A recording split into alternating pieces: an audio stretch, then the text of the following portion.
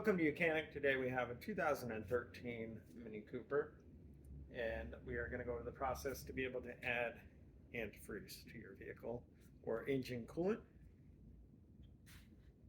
So, hood's raised up. Our engine coolant reservoir is right here. This is where you add coolant to the vehicle, and the radiator right down here. And so if you need to add fluid, here's where you do it.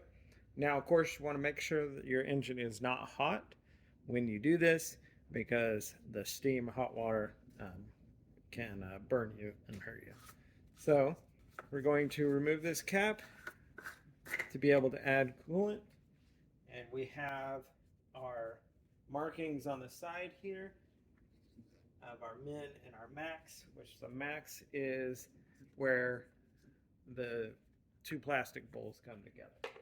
So if you need to add coolant, this is where you do it. We do need to add coolant in this vehicle, and so we will do that.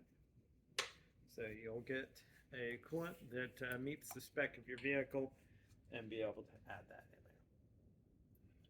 in there.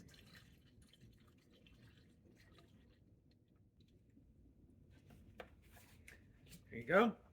So we had to add some coolant here, bring it up to that line there, and our max line, and then now be able to put our cap back on.